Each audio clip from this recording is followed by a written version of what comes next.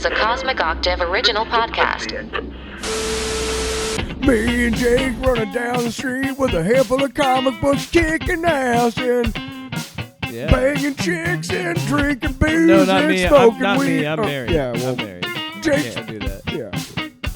Yeah. Off panel, off topic with Jake and Tyler. What's up, everybody? It sounds like I'm yelling from over there. Off panel. Oh yeah. Off panel, off topic. Well, we got a new setup going on here in the man I cave can barely studio. see you. I'm sitting in the recliner. Tyler's sitting on the other end of the couch. I'm purposely leaning away from him. because my I don't want to look at you. shit. Now I pulled the stand. I pulled the stand too far. Off air kind of in joke. We have, and you'll see when we start doing video here soon. We got all the. We were gonna try and do it this week, but yeah. it just didn't work out. I got over here late. My fault. But we have these arms that attach to like tables and stuff. Actually, you know what? This is better anyway. I like holding the mic. Fuck it. Yeah. Fuck it. Yeah, that's what I was gonna say last week. But so it's really funny because if I'm not careful with my arm over here, that's why I sat in the recliner last week. And like the reaction from Jake is he's not genuinely pissed. He's irked. But since we're, always making each other laugh and shit, like he kind of goes overboard and it's really funny. And so now he's literally fucked up that arm like twice already. It's also the stress of not that easy, is it? having a baby and being very close to the release date of my child. Both of us have. You know what? Everybody talks about due date. Yeah. Why don't we refer to babies being born as the release date? Yeah. Because it's the same concept. I'm starting it now. We are just under a month from my baby's release date. I think it's nice, but I think it's a little bit of that and a little bit of I had a crazy weekend. Look, ladies and gentlemen, I have a vision for this studio, and we've been talking about doing video for a while, and we just haven't been doing it because I'm trying to get the Man Cave studio to look the way I want it to, and I would make a cool looking set on camera. So the stress of that and really just Tyler in general causing me stress. Yeah. And, well, no, I'm stressed too. in life. But you know what helped with my stress? Doing this show every week. Mm-hmm. And quite honestly, we might just ditch the arms altogether. I kind of like just doing it holding the mic because that's fine. This is a much more relaxed vibe, and I got my feet up. I don't know why, but I've ass in the water. I've gotten into the whole I don't have to touch the mic thing from just both of us are in radio a lot. But now it feels like I'm doing a live show or something. You're doing a Q&A. Yeah. Feels like we're doing a paddle. We're doing a paddle. Bend over. It's a podcast panel. It's a paddle. How do we get paddle out of that? Other than that, we have a lot to dig into to this week. It's going to be a chunky episode. Man. Now, I want to be fair. Okay. To Spider-Man No Way Home. Mm-hmm. I'm not going to count this and then the next segment we're about to do as the whole review because this might be our longest episode. I'm not saying it will be. It's going to be. I'm saying it's got the potential because this is a long movie and there's a lot of shit and it was really funny. Do you remember I don't know if you're old enough to remember, but when I was a kid, there was a Husky section in the boys section. Yeah. Husky, which is a nice way of saying fat. This is a Husky episode? This is going to be a Husky episode. All right. Well, without further ado, before we get to what everybody's here for, why you clicked on this episode, because trust me, we're going to go balls deep on the Batman. Oh. Balls deep. But before we do that, every time you say balls deep, Tyler, this is a return of one of my favorite segments. Oh yeah. What am I putting in my mouth?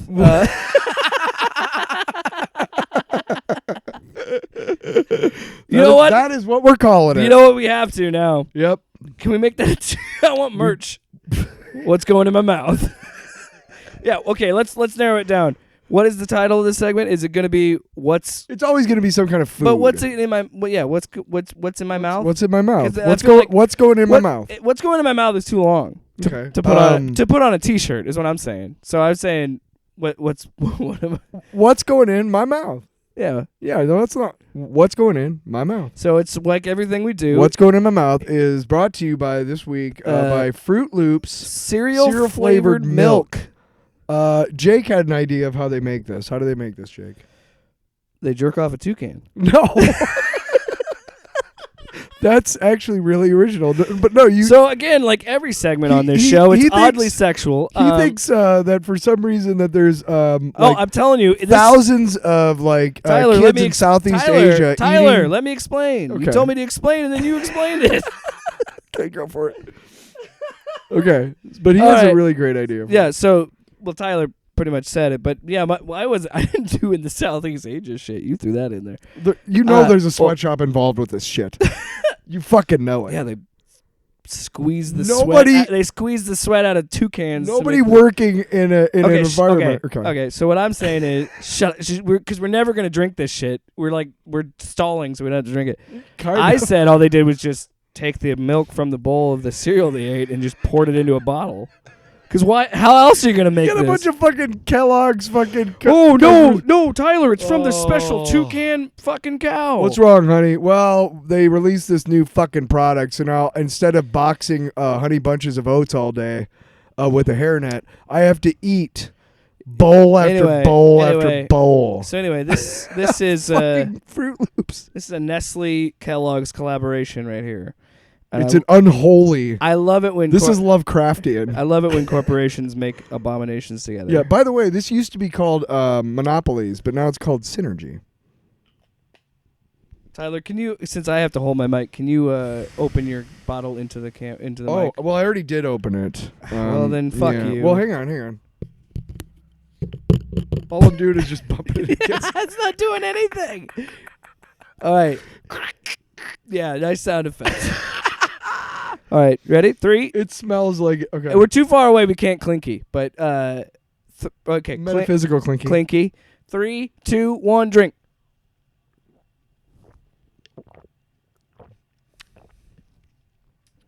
Oh my God! It's like drinking a bowl of cereal. Why would? It literally is like drinking the milk after you finish the bowl. It of is. cereal. I'm telling you, this is disgusting. Why? Why, Nestle? Why? You fucking.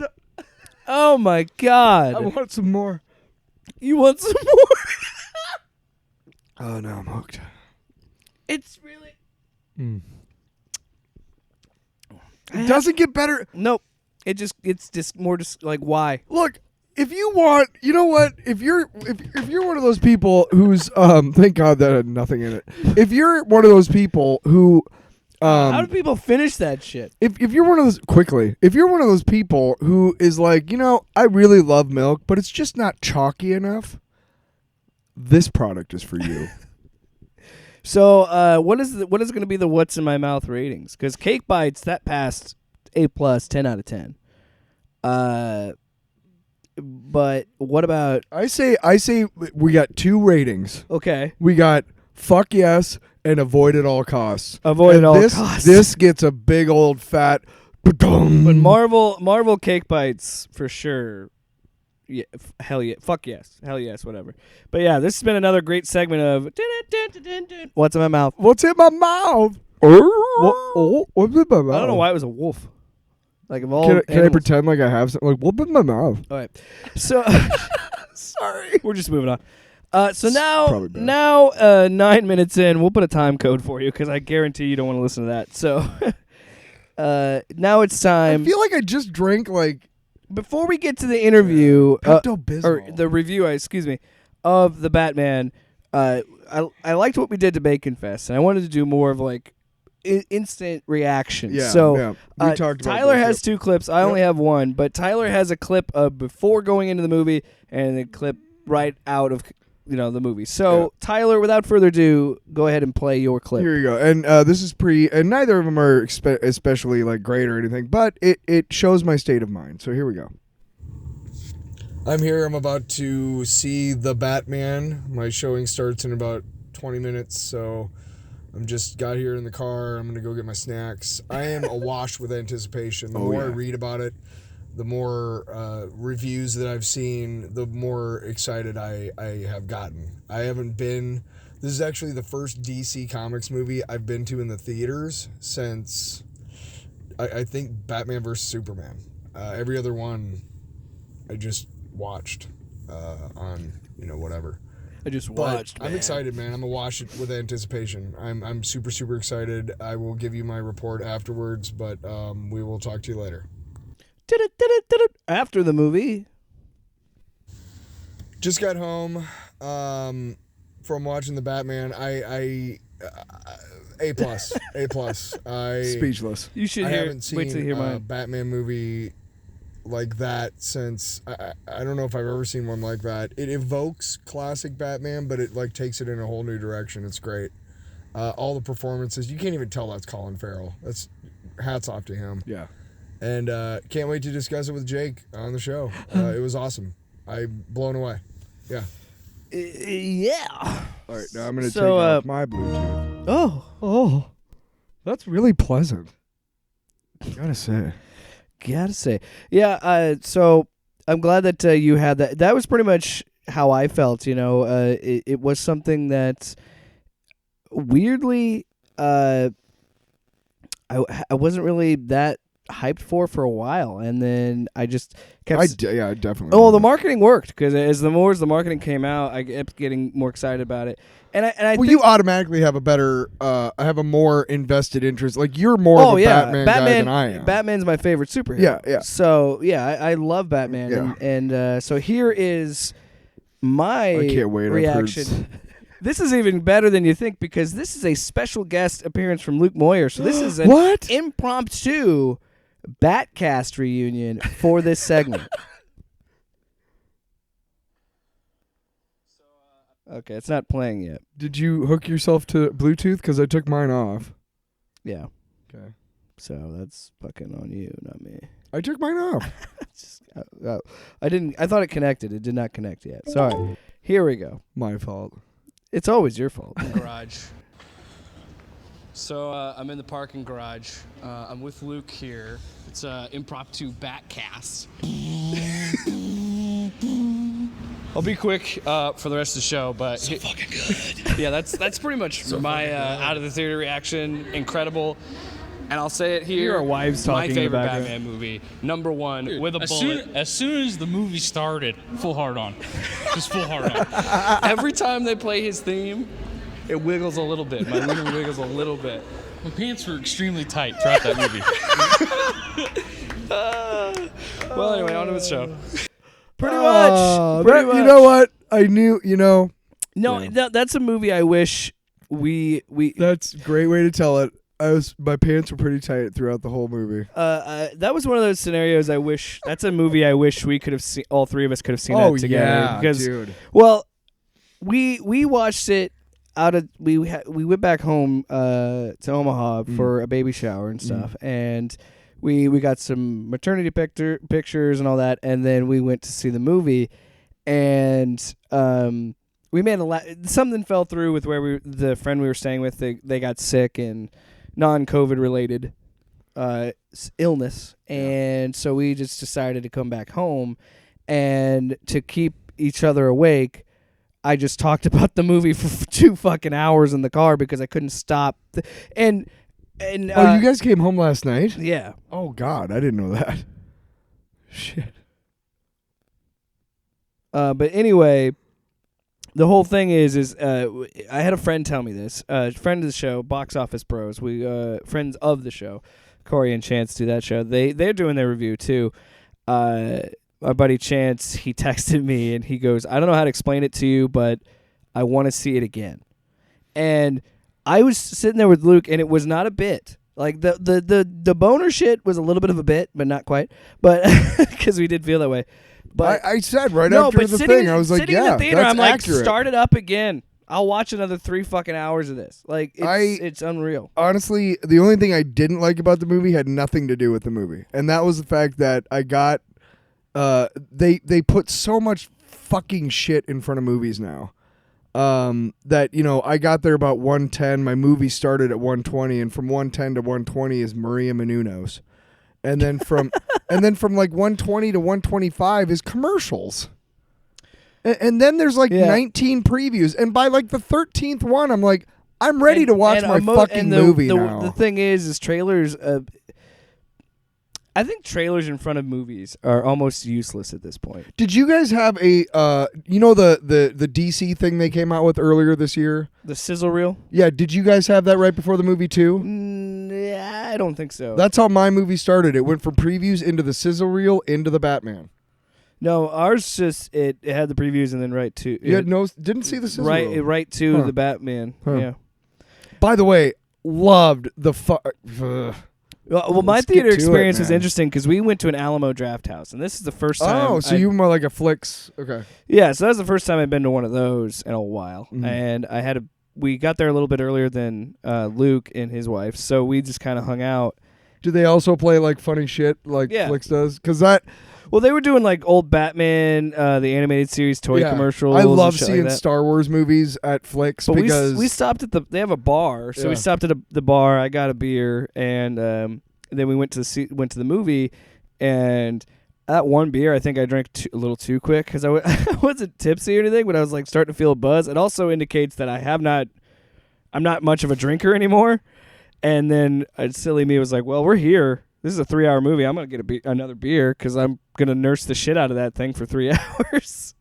So, but our Luke, I thought he was running late because I thought our show time was at 6:40, and it's like 6:30, and I'm like, dude, like, and it's one of those places where they want to get everybody in. well, they have a very strict policy about and being I late. love it too. But Because anyway, it's like, look, yeah. Anyway, by the time we get to the theater, then I look up and I see the show time says 7. So I was like, oh, so they weren't really late at all. And now I feel like a dickhead because I've probably made them like panic and rush. So let's get on with it because So- I want to talk about this movie.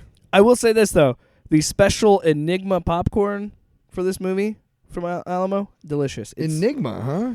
It's like a cinnamon popcorn with like little churro bites in it, like little pieces of churro. The I'm churro. pissed. I just got. Don't get it for the churro. I went shit. to a matinee on Friday, which means that all the popcorn that I got was from the night before. So anyway, Did you know they do that? yeah. Yeah. Before we talk about the But movie, enough butter makes it good. shut up. You shut we up. gotta start the review. You're a whore. Hey, hey. Of course, Pizza time. we're gonna talk about everything. So once again, Pizza time. full on spoilers now. Turn away. Tyler, As soon as what the fuck? the big red Batman shows up, like, I love how the movie starts. I didn't know how it was going to start. You Yeah. know, some movies start with like kind of a cold open, and they have credits and who's in it, while they're, and some actually have like a credit sequence. And this one literally just starts off with a giant fucking red, the Batman. And then it goes, man, and it's fucking there, and you're already fucking in it. So, And the music is so fucking good. well, when I told Ashley, because Makeup is so good. Those Joker dudes. Anyway, I'll get this out of the way.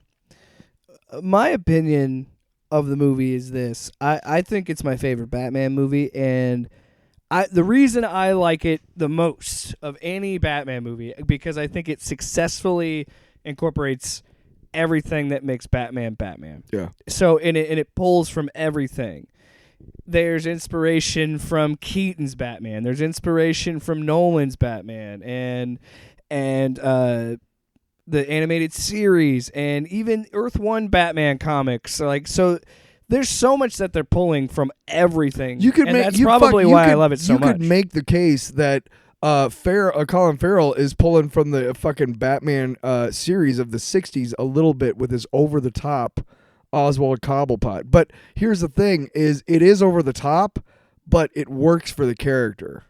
But you could make an argument that even the original like Adam West fucking series has a little bit of a stamp. You kind of, I mean, if you're making a Batman thing, anything, you kind of can't help but be influenced by almost everything. yeah. There's so much Yeah. out there, so Yeah. much lore. Well, and it really leans into its gothic roots too. And, Yeah. and it leans into that because the costume reminds me of like Gotham by Gaslight in a way. It kind of has that vibe because of the collared. I never cape. thought about that, but yeah, I do like. I really liked how they made it made it basically like a leather helmet. You know, you could see like the chips and the stuff by the cape end of it. being collared. I liked that. Yeah. Yeah, because this is what I think, and we're going to really break down the story of it, but I think for me, again, why I think it's my favorite Batman movie is I think it commits 100% to what it wants to achieve. And what it wants to achieve is to show you that, look, you don't give a fuck about Bruce Wayne. Nobody does. Bruce Wayne is hardly in this movie. It's all Batman. And even when Bruce Wayne is in this movie, he's still Batman. Here's the thing, And though. I understand how that could be a problem narratively, because at that point it's like, how do these people not figure this out if he doesn't change his personality any? That's a fair criticism. But I also love that about this movie, that Bruce Wayne just doesn't care if they know he's, he does, but he also is like, I just don't care. You're nothing to me. I don't care about you criminals.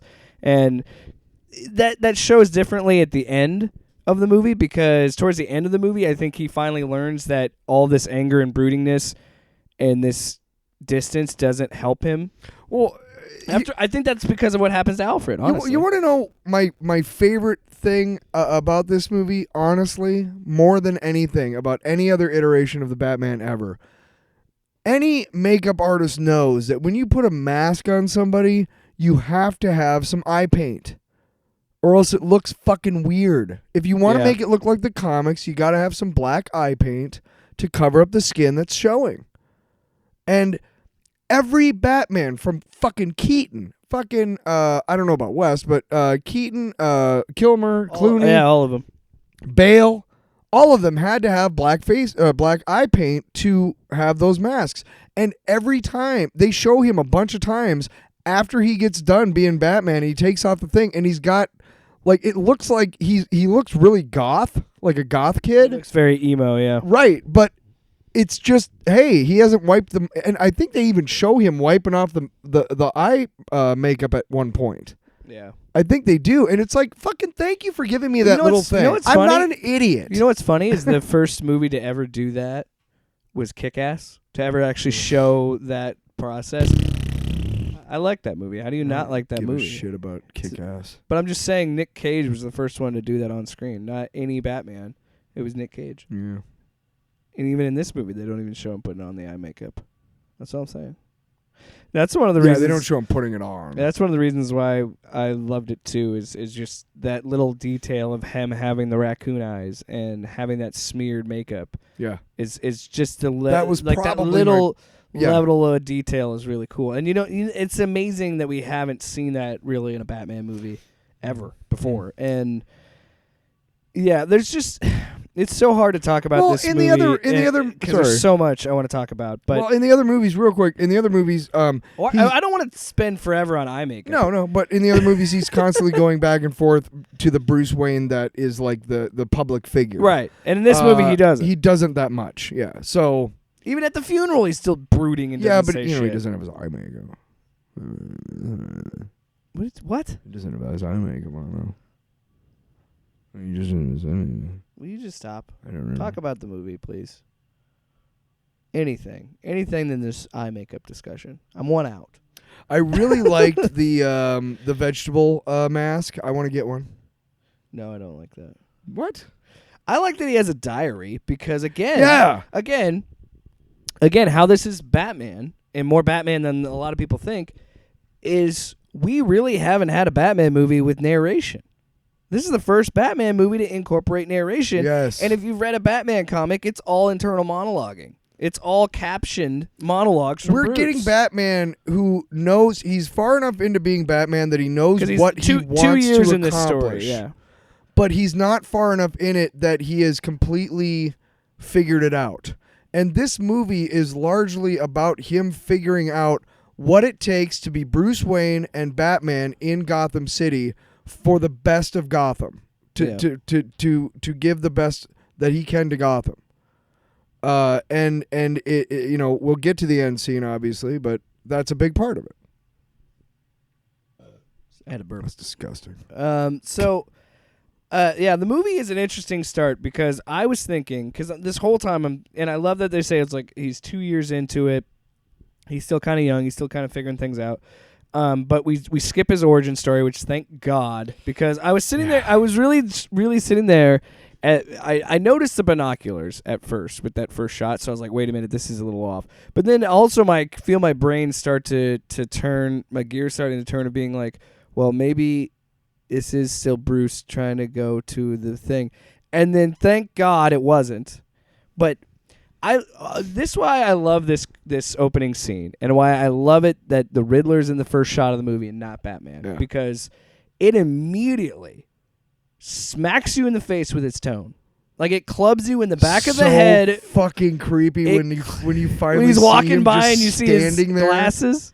But like, this movie literally takes the fucking carpet tool and smashes you in the head and being like, this is the movie we're watching. Yeah. It's going to be violent. It's going to be dark. It's not your granddaddy's like Batman, which, by the way, Batman's always been dark, so this is nothing. Paul Dano fucking but knocks it out of the park. That is such a great start to the movie, because it 100% is a tone setter, and it's and that's really the part where you're like, I'm either on board with this or not, because it's creepy, and it's violent, and it's jarring. And then next immediate scene, we don't have any other thing other than Batman's there at the crime scene, and then I love this so much because then. This is what this movie was always about, and it's another example of something that's so tied to the character that we have never seen before. This is a cop procedural. This is a detective story, 100%. And Ashley pointed out, it's like a video game. Like, the pacing of this movie is like playing a video game, because it is okay. You went to this part, you got to figure out this puzzle to get to the next objective. And by the way, Matt Reeves, thank you for giving us riddles that our 4-year-old kids could solve, like, readily. Like, I really appreciate that you gave us enough respect to our intelligence to give us genuine, hard to solve riddles. And that's a bold strategy for him to make his first Batman movie be the Riddler, because the Riddler doesn't have very many stories, because he's hard to write, because it's hard to write the traps and the riddles and the ways that he can, and it's not an easy character to write. So props to him for doing that, and also giving it its own unique flair, because however you might feel about Jim Carrey's performance, it's at the time was still pretty accurate to what the character was. The Riddler was just another Joker type character. And then throughout the years, you can appreciate that Carrey took a lot of inspiration from Gorshin's Riddler in the Adam West series, because Adam West or Gorshin made him that kind of like you know, and Carrey took this Batman. Carrey was perfect to play that role, and he did a great job of it. Unfortunately, the movie as a whole is just shit.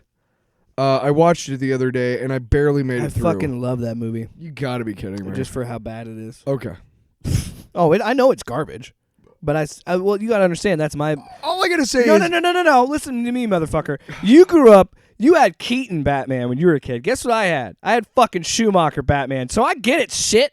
But it's my childhood you're talking about. So this.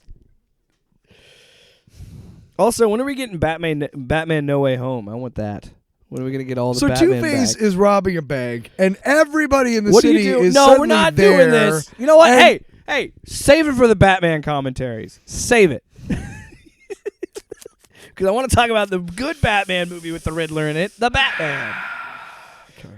So, yeah, but I love this. I love this scene, too, because Batman throughout this movie actually figures out all these riddles pretty quick. Yeah. And I think that really adds to just saying... Gordon has a role in helping out, too, which is... I know, but what I'm saying is it leans into his detective and intelligence. Like, they're showing you that that's what kind of Batman makes is it really smart. Right, but that what I was saying is that it lends itself to show the kind of relationship that Gordon and Batman have, right. Which is, hey, we respect each other enough to go do back and forth and figure shit out. Well, and again, tone setting. That's what this movie does right away. Not the other cops don't really like him. The other cops hate Batman, but Gordon, he says, "Hey, he's with me." They don't really like Gordon either. Yeah, and that's why, because they're all. It's this again. It ties to what makes Batman Batman, and this is why. And we're going to talk about Ben Shapiro later in this episode. Yeah. But this is why anybody that says I was having a good time. Shush. You need it. You need it. You need Ben Shapiro's take. So you shut your mouth right now. You need it. You need it. And by need it, I mean you need to hear us rip into that fucking turd. Fucking turd. Anyway. Didn't plan that. No, that was pretty good. Yeah, that was off the. Let's- That was. It was off the panel, off cuff. topic. Oh, Okay, just go. We suck. I'm sorry. We tried to get I'm- everybody no, to go to I Bacon was Fest su- with us, and nobody wanted to go. Nobody likes us. Yeah. Why are you bringing up that shit? I'm gonna cry. So back to the show. God, what are we talking about? Batman. I really did lose my train. I was talking about. Oh, well, okay. So no, anybody that sees this. Sorry, I didn't mean Excuse to pop me. the mic there. So Yeah. anybody that sees this movie and looks you dead in the face and tells you that this isn't what Batman is about, they're a fucking moron. Because there are, as I've pointed out, so many different elements of the character that are woven into this movie, and Jim Gordon is one of them. Jim Gordon is actually competent, and I'm not. And there's going to be obvious comparisons between The Dark Knight and The Batman because they're the two best Batman movies. I get that. And I think what Gary Oldman does with Gordon in The Dark Knight is good. I love Gordon in those movies. Yeah. But I like this Gordon more because he is working in tandem with Batman. They're a team in this. And they're a team in Nolan's movies, but majority of the time Batman's doing a lot of the fighting and stuff. And you're actually seeing Gordon be a very active member of the story. He's never really been a main character in any Batman movies. Not really, no. In the Burton verse, including Schumacher's, because all four of those movies are in the same universe. It's Pat Hingle, who by the time of the first movie is too old to do any action pieces. Yeah. No, seriously, like, Yeah, great actor, but And besides, that he wasn't really Gordon, you know what I mean? No. Like the way that they made that character. No, but yeah, you're right. And so Nolan was the first time we actually got to see Gordon do stuff. yeah. And I just think it's a whole different level with Shit, in the Adam West stuff, This one. which is the other iteration that we've seen of live action, he was a dude in an office. He never left his office. yeah. He talked to them in the office and, all right, go do your But- shit. But what's crucial about this scene showing off the detective and intelligence of Batman, because he says he didn't die from the blood loss of his head, he died from his hand, and they show that the guy had his thumb severed off. And again, something that Batman figured out. And then we have the Thumb drive. what happens when liars sleep. Or die. Or What happens after when a liar's yeah. dead? He lies still. Yes. And that Batman figures that out right away. Yeah. And then that leads them to another scene. We get to see him go back to the Batcave and Alfred be like, "Hey, have you slept?" And Bruce Wayne's like, "Nah, dude." Which, by the way, in the journal, he says October 31st, the beginning of the... Oh, we totally skipped past the actual first scene of the movie told of Batman. Was him beating up the clowns, but you I did... started with the fucking vegetable mask, Yes, but we did... which is part of that whole sequence. You did, but we never really, I like... gave you an arrow to the right anyway, path. I know, but I'm saying we really didn't talk... We didn't elaborate on it as much as this, but that's fine. Whatever. It's just a scene where he beats up a dude. But There's a lot of... It's co- really great to... What's cool about it is introduce him Gotham. coming out of the shadows. He introduces Gotham. Yeah. But the he reason introduces the city that he's in. Yeah, go The ahead. reason I sorry. touch on that is because he writes the date, and it's, again, the narration in the journal. Yeah. But it says October 31st, right? And at the end of this movie, he says November 6th. And I'm like, that all happened in a fucking week? Jesus. And he didn't sleep any of that time. Yeah. That's why at the end of the movie, his eyes are fucking bloodshot. But that's the thing that kills me about this movie is just how condensed. But I like that it's condensed in that in a week because it shows you how pertinent everything is. Yeah. But so yeah, then we go out later. We find out about him on the case with Gordon again, and then they go to the car of the victim and they find the thumb drive. That's why his thumb was severed off. That actually made me giggle. No, and that was fun. When he goes thumb drive, and I was like, yeah, and I don't know why that's funny. It's awful. but that's what I love about it is there guy's is thumb. some dark humor in this movie, Yeah. and Gross and- looking thumb. this movie doesn't the little bits of humor that are in it. And there's very little, but when it's in there, it's subtle, so it doesn't take you out of the movie. Like Penguin, is funny in this movie. Like when they confront him and they show him this dead body, he's like, "Oh, why are you showing me that?" Yeah, like yeah. fucking, and then he uses that line of like, "World's greatest detective's my ass." Yeah. Like just like he's so goofy, but he works. It's weird. So that's we find the thumb drive, and then that leads us to the Iceberg Lounge, where we meet Colin Farrell's Penguin, who is indistinguishable. Who, by the way, I love the way. Also, Iceberg Lounge. Fuck Hey, yeah. whoa there, sweetheart. Hey, Yeah, hey, take it easy. I love. Yeah. And we talked about this off the air. I seriously think Colin Farrell watched The Untouchables. With yeah, De with De Niro's. Because, dude, I've seen Untouchables so many times. That's a So- movie I've never actually seen all the way through. I'll let you borrow it.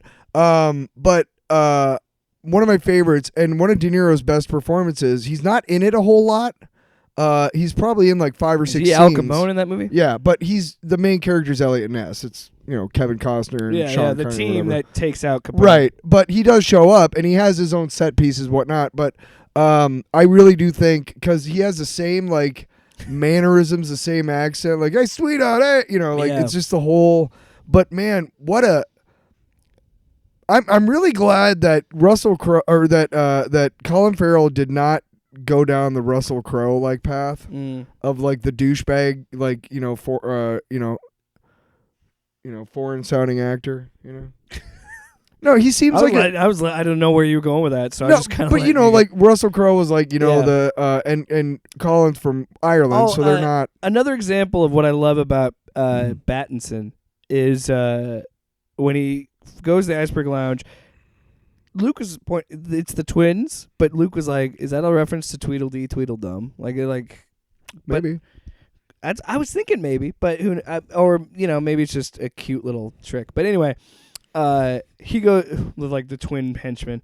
So he goes in, beats the fuck out of some henchmen. But my favorite part of that was like, "You better get out of here. That suit's gonna fill with blood." And he goes, "Mine or yours." And I was Yeah. like, "That's a cool line." Yeah. So then he goes in. Oh, we also find out before this that his eyes have contact lenses that Yes. are surveillance, which will come into play later. Which, again, pulling from everything that is Batman, that is from a video game, that is from the Batman Telltale series. They were the first ones to introduce contact lenses as like a surveillance tool for Batman. Here's the thing I really like going along with that is there's a lot of like really futuristic, like on the cusp of stuff, technology. Right, and that's why I think this movie is tied closer to Burton's Batman than most people think, because that movie had modern technology but had a 50s noir vibe. That's what I was gonna say. Is Right. yeah, like the environment they're in It's modern, is so but- like 60s, Yeah. 70s grimy, like New York. It's because but they're using cell phones and Yeah. contact lenses with fucking computers in them and shit. And that's because the Art Deco is so fucking good in this movie. Yeah. Like the design of every set, you're right, looks so. It's like this weird futuristic or like contemporary noir look. Yeah. Like it's hard to explain. Yeah. But and the Iceberg Lounge is a great example because we visit that place a few times, and each time it's from the promotional shit. And it's that hard red light when he goes in. There's never any light. Yeah. Even later when he goes back and he fights the henchman, which is a fucking badass set So piece, cool. where the guns are going off and it's dark. Again, there's no light anytime he's in that room in that area. Let's just talk about how cool that one scene was because Sure, I don't remember. Fuck it, we'll jump around. I don't give a yeah, shit. but this one I really want to talk about it because there's something to be said for giving me a fixed camera from a distance and then giving me more not straight up stark black and white, but giving me just enough to tell what's going on yeah, and using the story and the action to tell me what's going on. he does that throughout the whole movie. Love it. He like you Fucking love it, like man. you talked about. The literal first shot of the movie is of Riddler being in the background. You know what's more horrifying whole than time. seeing like the horror monster in a movie is the implication of the horror Just monster. standing there waiting, right? stalking. Yes. The first time we see Riddler right there, it's just Stalking like, him. He could kill him right away, but he waits. oh my god, that's so fucking creepy. Like Dano just fucking But that's the nails thing it, dude. is but that's the beauty of Such this. a good actor. That's the beauty of this is the duality of what they were doing with Riddler and Batman, because Batman, when the first shot you see, he comes from out of the dark alleyway, and he does it multiple times. I love like the and whole. it's like and it's you hear his footsteps forever before you see him, and all the Jokers are like, Yeah, and it's man, don't even get me fucking started on the sound design of this movie. Holy shit. I want to watch this with headphones and just lock into it and Yeah. just be fully Fucking engrossed. A, man. So that's probably what I'm going to do when it comes to HBO Max in April. But April? yeah, this is only going to be in theaters for 45 days. This Cool. This is their test. This is their test idea to release movies in theaters still, like having their cake and eating it too. That's fine. Still getting subscribers. Sounds good to me. I like it. Yeah, fuck it. If they're going to put it up earlier than the fucking like 6-month window or whatever they do now, Look, there's going to be people who are still going to want to go to the theaters, I and will- that's yeah, fine. and I'll still watch But these. there's also going to be people like me who are Tyler, like, I don't want to go see it in the theater. The second this fucking movie gets put on HBO Max, I'm gonna watch it. I'm gonna stop what I'm doing, put the baby to sleep, and watch this fucking movie. You know, I woke myself up early the day that Dune came out, right? Yeah, exactly. Well, fucking the Peacemaker finale. I stayed up till 2 a.m. to watch that shit. I didn't that night. I accidentally saw the end of. I woke up at like 3 in the morning one night because I went to sleep at like 6 or something for a nap. Yeah, but you're right. Like, there's so many moments, and this is why I think Matt. He did the Dawn of the Planet of the Apes and War of the Planet of the Apes before this, and I love those movies. He's so good at being a visual storyteller that, again, you're right. He uses a static shot to pull you in of just this creeping, thudding, like that. Jesus, thudding sound. Nice job, asshole. I was just saying you were doing it was a part of the bit. That's exactly if you right. would have just they wouldn't have even known if you would have just kept going, man. You just gotta I like to be me. you gotta brush your I'm shoulder. a fuck up kind. Hey, it's all right. Aren't we, Al? Anyway, back to the Batman. Yeah, and so the Iceberg Lounge stuff, I loved him beating those guys because there's actually not a ton. There's a third act set piece and there's action there, but there's not a ton of action throughout. A lot of it's detective work, and I'm okay with that. I liked it. Yes. It worked perfectly fine for me. Because you know what? The action set pieces are so visceral. That is the word that I was thinking on the way out yeah. was visceral. Like, I felt shit.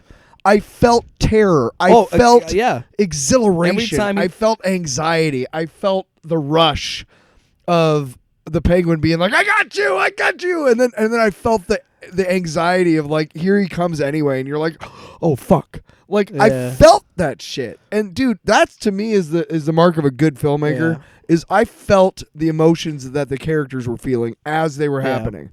And that's also a credit a lot to the sound design. Because really good sound design can really fucking bring you into the environment. The score to this movie was fucking phenomenal. You want to know what's really funny too is you said that as soon as you finished a movie that you wanted to watch it again. Yeah. Almost every thing they're doing CBR.com is doing exclusive interviews with the Batman cast this weekend. Yeah. And it's on YouTube or Facebook. Excuse me, I had to burp and hiccup. Anyway. Oh, those are the worst. Yeah, right? Into the anyway. So but every time he's the same guy interviews all the people and he says to him like, first off, let me just say including to Matt Reeves, he says my biggest compliment I can give you is that as soon as the movie was over, I was like I could spend another 3 hours in this world. Yeah. And it's so fucking true, dude. It's so true. And that's the thing, as visceral and grimy and nasty as this world is, I still want to watch it. Fuck dark and gritty, man. Fuck that shit. It is, though. No, but it's not. It's grimy. And what did you say? And dirty. Dirty and visceral and Visceral and grimy.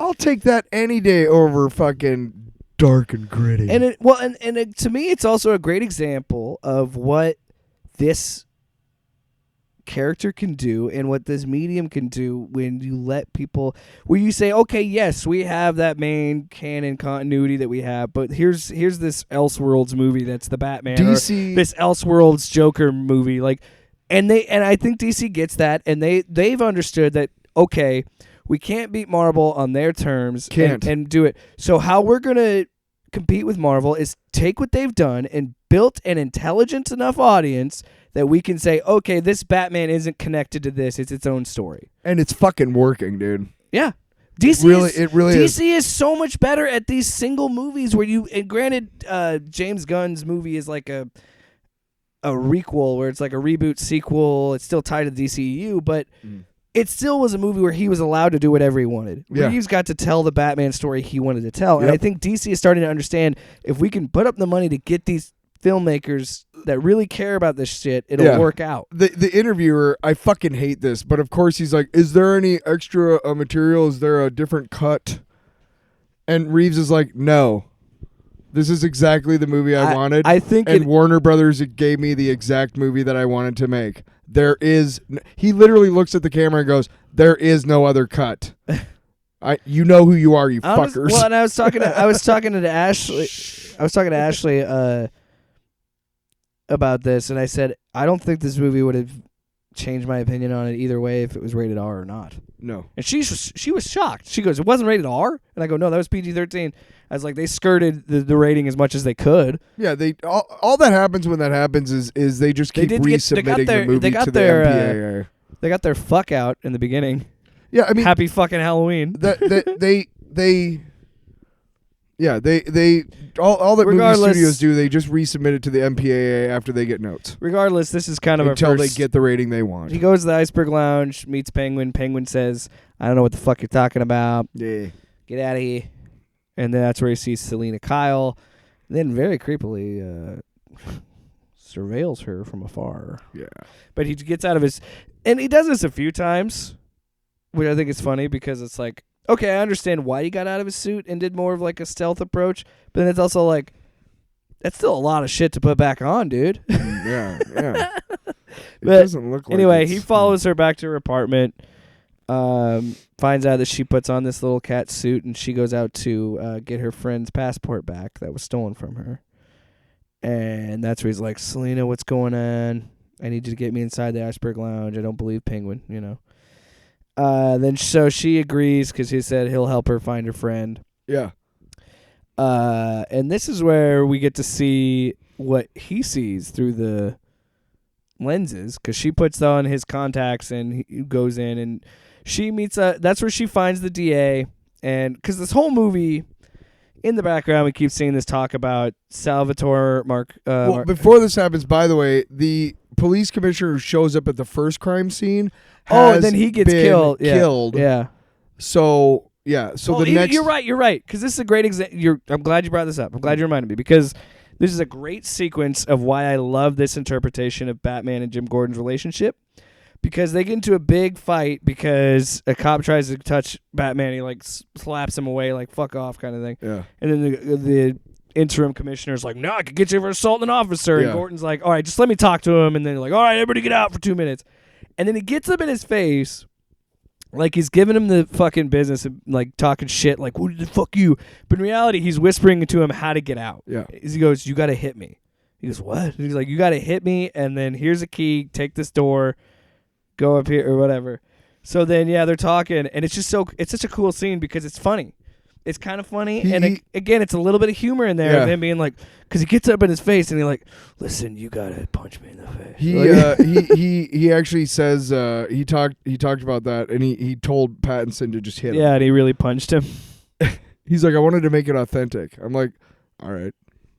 Yeah, so yeah, he punches Gordon, then takes off, and then shoots his grapple hook up, and he leaves, which I thought was a really cool sequence of, again, those two just trusting each other because they know that the cops are corrupt. They know everything is so fucking shitty that they just trust each other. Yeah. And so he leaves, and then he tries to do his little flying squirrel suit, which I thought was interesting, different glide mechanic than any other story. So he like grabs his cape around him. Can I just say zips that it was up. Yeah, that was out of all of the movie, that was probably the only part of the movie that I was like, this is fucking goofy. Yeah, I thought it was okay. From his perspective, it was cool as fuck. But then when they showed him and he's got this fucking rubbery thing on, it's like small criticism, very small criticism. Okay, well, yeah, I could understand that. But yeah, now that you bring it up, I was like, oh, what is that? Yeah. And then, well, my favorite part is he wrecks it and just fucking eats shit, and then just gets up like, and then he just walks away, and then we're in the next scene. I was just like, again, He totally makes that noise. and I laughed, but then I was like, are we supposed to laugh? Is that like a little comedic scene? I don't know. I'm laughing either way. But No, but I think it shows that he Reeves- isn't perfect. Reeves takes great care to show how vulnerable and mortal Batman is. Yeah, and how he's still only in He's his second just a year dude. of doing this. You notice also that out of all of the, I don't know if we ever see Keaton shirtless. Not really. Not really any of the Burton movies do we see him like shirtless, but certainly he's Yeah. built as fuck in Dark Knight, and also in the Snyder. You know. Oh, and don't know if- Kilmer was shirtless too. Yeah, I mean he's probably. The point is when you see Pattinson shirtless, he's not some roided out fucking protein freak. Yeah, He's just a dude who's in pretty good shape, and he's not as big as Ben Affleck. no, not by a long shot. Yeah. I mean, he's toned. You know, he's no, but I'm healthy, just saying but size wise, Ben Yeah. Affleck is Ben He's Affleck's like he's 6'5". He's almost well. I mean, Pattinson is kind of tall. He's not that height, but he's wiry compared to like. I'm wiry. Well, he's wiry compared to Affleck is just fucking built, dude. You know, like he's just a brick shithouse. That's one thing I like too is they kind of showed that like he really is just a guy who fucking dresses up in a suit that helps keep him alive. But Well, that's- and he's I- in you and I danger were of dying every time he goes out. Well, he fails the whole movie. Pretty much. He doesn't stop the Riddler. He just he figured out the riddle to lock him up, but Riddler saw that as a win because Riddler thought they were a team. Mm. We'll get to that. We'll get there. Well, we're in spoiler territory, so Well, I mean, we're almost there. I'm anyway, kind really. of at the point of like I just want to talk about the things that I really liked fine. because I kind of want to just skip around because we get to that scene, we find out the DA's dirty. The DA gets a little chatty with Selena, and then that's when he gets trapped by the Riddler in his car with the like Saw-style bomb on his neck, bomb collar.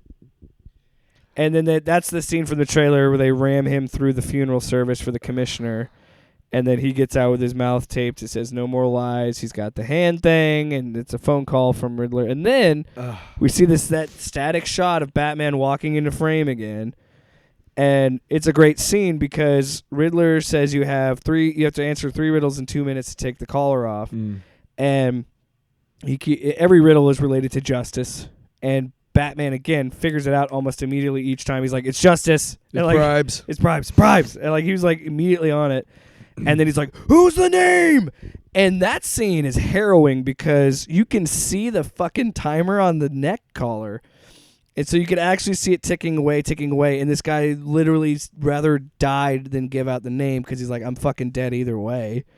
And so, yeah, that explosion was gnarly. Yeah. Because, again, amazing sound design. And that was the scene that led to him fighting the cops.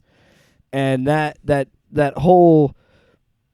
that ear-ringing sound and this like the disorientation of what happened is so great. And I mean, and that's what I love too is that scene before it was him being Bruce Wayne, but it was still just him brooding around. When he wakes up surrounded by cops, he's naturally like, "Oh fuck, I got to get out of here." And you do see that no matter what he's trying to tell himself, he does give a shit about his identity. And you're his alter ego. You're also totally right. And even by the end of this movie, about what Matt Reeves does with this character is, and that's why I love the Daredevil show so much. Is he gets beat up a lot. Yeah, he gets knocked out a couple times in this movie because he's only human. he's a dude in a suit. Yeah, and that's what I love about it. And I love that it really drives that home. Like, That's like the I've the rubber or the leather mask that he's wearing a leather mask, and like by the end of it, you see a couple of chips taken out, like off of a catcher's you see mitt. where he got shot in the head. Yeah, kind of, and it's kind of like not really the Boba Fett dent, but it's kind of cool because you're like, he's just a dude, man. Well, I like that later in the movie when he gets inside, he cuts open some police tape. You find out that he has the symbol on his chest are actually batarangs. I was like, that was a cool little touch. I like that. Yeah. So my dog's sleeping. He's taking a nap, sleeping away. Sleep away, Cooper. Believe in yourself. Believe in yourself. Yeah. We're gonna write a really overly Hang in there, buddy. We're gonna write an overly empowering song for the world. Maybe, we need to focus. That needs to be the "what's in the mouth" thing. Believe in yourself. What's in your mouth? What's in my mouth? What's in your mouth? Let's find out together. Wow. Wait, what? Well, Anyway, back I to mean, Batman. we're both eating the same thing, so. Yeah. So why don't we check in with our good old buddy Ben Shapiro Oh, and hear his thoughts on Batman. all right. And then, Gross. actually, you know what? We'll save it. I'll save it for a little bit later. Well, in the show. let's finish the review. Because we're not doing. I don't want to do beat by beat of No, the story. let's- But yeah. so you've seen the movie at this point, right? So we don't have to fucking break down everything for you. But the things that I really liked. Let's talk about we can break down the moment between him and the Riddler in the prison, because that's pretty badass. Well, even before that, I think the sequence before that, which is really funny because it hits every beat that it needs to. Like so we finally get a Batmobile chase scene. That part was fucking cool, man. Because the whole time we don't see, we hadn't seen the car yet because he'd only been riding around on the bike. And so For a second, I thought you were talking about like a Schwinn, and I'm like, I don't remember he's that. just pedaling around on the bat cycle. Hey, come back. Hey, wait a minute. And you just see this fucking red little rectangle. The best part is I knew that this was going to happen because I knew that he chases the penguin in the trailer. But that rev is like a cool way of like, oh, fuck. He does it for a while, Yeah, too. and that's, again, his plan to the whole... He's such a theatrical bitch because he's just like, I could hit these guys, I could drive, but I'm like, I'm going to rev my engine and scare them because I'm all about fear. Yeah, dude, all you can see is this little red thing. And I love the fact that this is not a tank. This is a muscle car. Because either it's the ridiculous shoot, like the really cool Burton ones, the kind of more ridiculous looking Schumacher or the Tumbler, but this is straight up like a fucking muscle car. Yeah. And it looks like because there's like a prequel, there's a novelization that's kind of like a prequel to this, and in that it says he's like a gearhead. So the implication is he took that muscle car and he modified it into a Batmobile, which I think is fucking cool. Yeah. And in a way, it kind of takes out the Lucius Fox character a little bit, but I think if they're going to make a sequel, because this movie made a shit ton of money, and I think they'll maybe touch on him, because you don't really see him doing shit with Wayne Enterprises. You don't even know if he owns it. He lives in the tower, so I don't know. Anyway, getting off topic, but that whole sequence was just fucking great because, my God, the theme song to this movie is so fucking good. When he revs it, and it's just boom, boom, boom, dun, dun, and it like that whole sequence, and then when he's chasing him, and it'll play the piano, play, and then almost every scene that Batman is in, they sprinkle in the theme. So and then he'll hit it a dun dun dun dun every time he fucking hits it, and it's just so well paced. By the time when I remember sitting next to Luke, and the thing drops to make the ramp, and I go, "You gotta be fucking kidding me!" Hits the ramp, flew the fire like in the fucking trailer, and then flips his car, and it's the same shot where he's hanging upside down, and I'm like, "Oh my God!" That was the moment where I was like, "I fucking love this shit, Dude, because of the dun, dun, dun, and it's a horror movie. He's like Darth Vader. My thing was, he's like, yeah, and they're, I got you. They're showing him, close up, and then they show the Batmobile coming through, and he's like, oh shit, and they show the Batmobile coming up, and he hits Penguin's car, and it's all very, very stylized, and then as soon as he hits Penguin's car, it's like you're on the street watching a car accident. It goes immediately to realism. This car just gets fucked up, all the shit, just all fucking sorts of shit. And it's a static shot. Of him slowly walking into... No, that's later. Well, yeah, but then it But the actual accident is like clearly was done with practical effects. You know what I mean? Like, and then then it's I love that shot of him, man. and then he looks down. Yeah, and then he just walks up and again, a little subtle humor in there, but yeah, man, I remember sitting there with Luke and I'm like, this fucking score is amazing, and every time, and this is what's so smart, and I wish more. And say what you will about the Snyder movies and the Wonder Woman theme, but when Wonder Woman gets on screen and it goes, I get excited, I get into it. It pulls me in. And every time they bang this we fucking we theme get song, both I'm kinds in. of chubs, metaphorical and literal. Because it's Wonder Woman, she's hot. Wow. Not all the you time. misogynist. Anyway, No, not all the time. I'm just saying. right. In In the right situation. the right situation, I can get both kind of boners. What? Wait, where is well, it? that's when Where Zoe, is it? that's when Zoe Kravitz on scene. Then you get then you get 2 boners because you're a cis white male. She was fantastic. She's too. great. Holy shit. No, dude, the cast killed it in this. She movie. disappeared, even though pretty much all of her like disguises were basically a wig of a different color. And I really liked how, the moment we see her, she's introduced, she disappears into that whatever persona. Then as soon as she's home, she's Selena Kyle. Then when she goes Yeah. back into the club with the red hair, she's a different, you know what I mean? Like, to me, that's a mark of a good actress or a good actor. I know they don't really care to be called actresses anymore. So a mark of a good actor to me is being able to disappear into different roles in the same role. Like, that's huge. Jeez, sorry, I didn't mean to move the mic. Fuck. I'm getting used to holding it. Piece of shit.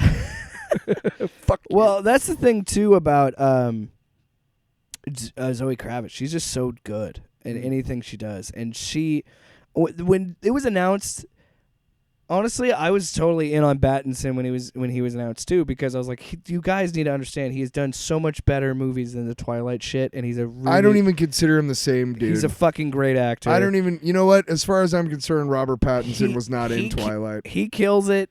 Paul Dano kills it. Selena Kyle kills it. But that's the thing. Jeffrey Wright kills it. Colin Farrell. Well, that's what I'm kills saying. Circus. Every cast member that was announced for this movie, I was excited for. Especially Zoe Kravitz. I was like, she's gonna be a fucking great Selena Kyle. She's gonna be an awesome Catwoman, and she was. I do think that the one things that annoyed me about her, I don't think about her performance or the writing. I think it's just the character in general of Selena, because Selena and she's written this way. She's frustrating because you want to root for her, but then she always does things that compromise the situation in some way. I liked how they actually showed her breaking into a safe. Yeah. That was her actually being the that was actually burglar. a nice change. But and I understand. So when they find out that her friend was killed by Falcone, which again, John Turturro as Carmine Falcone, fucking awesome. That was another thing too. People are bitching about John Turturro. I'm like, Why? you guys know he does other stuff than comedies, right? Like, he's a really good actor too. He's been doing it for quite a while. He's because of the Transformer movies? well, just because of like. He did a bunch of stuff with Adam Sandler, so he's been doing a lot of comedy stuff. Okay, yeah. So there might be a generation that only thinks of him that way. Yeah. There's a generation that probably I know doesn't John even Turturro from what is it? Miller's Crossing, the Coen brothers. I know what you're talking about, but I have not seen it. Look into your heart. Well, yeah, and he's a frequent collaborator with the Coens. So yeah, so he's anyway, he's great in this too. But that sequence getting to the Iceberg Lounge is so frustrating, because it's like her going in there to kill him is fucking suicide. It's a terrible decision. Yeah. Why not wait for Batman to help? And then so she does that, but then he chases after her in his like stealth getup and sneaks in and fights everybody in there. And then she has a fight scene with Carmine Falcone, which I thought was interesting. Mm-hmm. Because then the voicemail got leaked, which again was like, if Selena, you just would have waited, we could have got him, but you had to, again, because they took some liberties with her character and decided to make her the daughter of Carmine Falcone. Yeah. I thought that was an interesting choice, because I'd never seen that before or heard that before in Batman stuff. I'm not against it, but that's what I like about it so much is, again, it's another example of this is Matt Reeves' version of Batman. They changed enough of Batman about the stories and the little different things that are supposed to be and whatever. They changed enough of it to make it a new iteration to me, but they didn't change the important stuff. Right. Selena They Kyle. stuck to the core of the character. Selena Kyle is in this movie is the daughter of Carmine Falcone. Does that make her a different character? No. But it's a cool thing. It's like a cool little twist. Yeah. So wait, Thomas Wayne was maybe not a doctor, but he was running for office at some point. Does that make the Batman any different? No. No. He still gets killed. You know what I mean? Like, yeah. calm the fuck down, everybody. But that's the thing. That's another thing I like that I like about this movie. Again, What do you mean you're gonna gender swap a character? What the hell? God damn it! Black Selena Kyle. What the hell? Black Catwoman. What the Black Jim Gordon? Bear.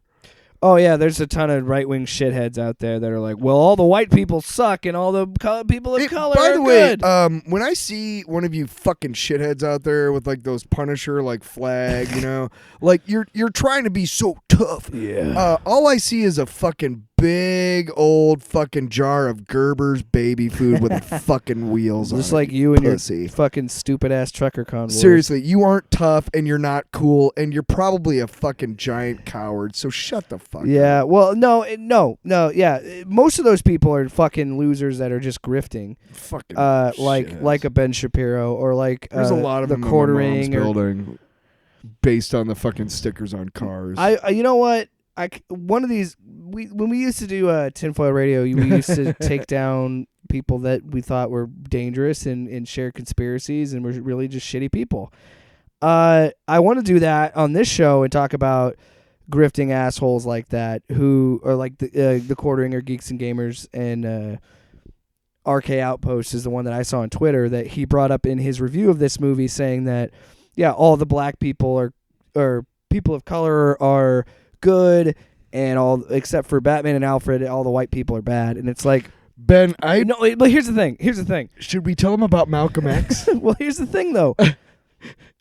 My whole thing is like, you could have talked about all of this movie and left that out. Yeah. It is so unnecessary to the rest of a review What did you of think this about movie. Black Panther, for fuck's sake? Exactly. Jesus Christ, man. I mean, Well, they had one good white guy and one bad guy, white guy, so it kind of evened itself out. But again, that's my point. Is what's Never amazing? stops. What's amazing about this movie? Never once, when I was watching this, did I think, "Man, I really wish Jim Gordon was a white guy." Never once did I think, "Man, Zoe Kravitz, I wish it was some other white chick." You know what else? None of that made any difference to me to Yeah. the character because they stuck to the character. You can have any skin color, and as long as it's the same character, that's all that matters to me. You know what else I didn't think about once during this movie is, man, I'm really glad that this movie is furthering the social left, Antifa agenda of making sure that there's no police in the streets. And no police in the streets, but freaks in the sheets, whatever, baby. dude. Whatever the fuck your Yeah. fucking bullshit is, but Well, yeah. We'll get. I didn't think that once. No, and that's the thing too. They're talking about there's some people that could probably talk about the politics of this movie and in the. But for me, the politics of the movie are simple. It's that. It's basically Gotham Corrupt- City's Chicago, is what I can gather from Yeah, it. it's really just a story about corruption, and it's a story about a young Batman figuring out the effective way to be Batman, because this whole movie he fails constantly. He gets shot at a lot. He's got really good armor apparently, but he gets shot at a lot. He gets beat up a lot. He doesn't really, like I said, he doesn't really stop the Riddler. He just plays his game to win it. And he even says to Gordon at one point, he goes, "We have to play his game. Yeah. There's no way we can. We're playing his game on his whether like it or not, turf we're playing now." his game. Yeah. And so, like, to see him still trying to do that Riddler plot and then go after and that was also when we find out about the voicemail. The whole time they thought Penguin was the rat, that the guy that's ratted out everybody to the DA to put away Salvatore Marconi. They thought it was Penguin. And then it's just so funny because after he kills Selena's friend, he just goes, "Falcons have wings." He doesn't say it like that, but it's also like, what else has wings? A falcon? He kind of did. He did though, right? And I was just like, Falcons have wings. Hey, fucking dummy, you guys. fucking stupid ass. Falcons have wings. I also love there's a part where Batman's looking through a crime scene and this one cop gives him shit, and Gordon goes, "He's wearing gloves." Yeah. That was like the very first crime scene. That's what I'm He's wearing gloves. I was like, That's what I'm saying. And there was another time a cop like tries to stop him, but it's just a cop and him, and then the cop eventually lets him do it. And I go, again, I would have if I was Batman, I would have just taken my hands like this, holding them out, and been like, "Gloves. motherfucker. I'm not tampering with it." But well, I mean, I am, but I'm not. Yeah. But yeah, the scene where she goes back to the Iceberg Lounge, where he's got, we referenced it earlier, but when he has that sequence where it's pitch black, and it's just all the only light you can see of the scene is the gunshots. That's such a fucking cool shot. So cool. That's such that It's in the preview, some of it. Yeah, but that's what I love about Matt Reeves' approach is it's a visual moment of, again, a static camera, but it's just these like quick flashes. And I hate to bring up Kick-Ass, but that's what it kind of reminds me of. Is there's a sequence in Kick-Ass where she throws a flashbang, and the whole time it's just flashing lights of her jumping around shooting people. It's kind of the same concept here, and it works so effectively. Yeah. And it's so cool. I love it so much. And Would you fucking marry it? I will. I fuck it. Well, so but here's the funny thing the funny thing about this sequence. I thought this movie was over. I thought after he got Falcone, he brought the rat into the light. So then it looks like Penguin's about to shoot him because he's like, "You fucking rat! I knew you were dirty, whatever." And he takes out his gun to shoot him, and then you think he shoots him, but then Batman looks up and sees there's a bullet hole from the street light, and he goes, "Bring him into the light," and then that's where they find the Riddler. And like that whole sequence was where I thought, oh, they found the Riddler. And then I thought he was going to have the interview at Arkham, and then that was going to be it. And then there's a whole other fucking like 30 minutes of this movie. I had to piss. I had to piss within like the first 30 minutes. Well, you had beers. I had to I at a certain point during a movie when I know it's kind of getting close to the end, you can kind of tell when you're. But didn't it feel like that though? When didn't you're through, when you're through Riddler, didn't it kind of feel like the end? Every movie has 3 acts. There's the first, second, and third act, and third act is the end, obviously. And every movie I see in the theater, right around the ending of the second act and the beginning of the third act, is when I start thinking, "Man, I gotta pee." And that was close to, we go through the whole thing with the Riddler, and they go and he's at the thing, and it's okay. Now what? Then they whatever, but. God, it feels like this movie is not quite done yet, Yeah. And I'm like, it felt off because it felt like the end. I didn't want to give myself the hope that I was going to pee soon, Yeah. when they start doing the interview between them in the Arkham, and I'm like, yeah, I better just resign myself to another 20 minutes or so, because I feel like something else is coming. I had some beers, but I also had a glass of water. So I really had to fucking pee 30 minutes Yeah, into this you just movie. drank like 3 things just to go wash right through it. Well, see, I ate a lot of popcorn. Man, and I tell you what, there's never a more glorious feeling on this planet than taking a long piss after a movie. Yeah. Oh, yeah. You can't beat it, man. I was standing there, and I shit you not, I peed for like a good 5 minutes, it felt like. Yeah. I'm just sitting there, and I'm like, And then Luke comes into the bathroom, and it's like the stall next to me, and he just looks at me, and I'm like, I'm still been here for a while, and I go, You're just sweating. And You're out of breath. yeah, pretty much. I'm just sitting there with my dick in my hand, just being like, this is good. That was a good movie, huh? You got a towel or something? Just sitting there with my dick in my hand.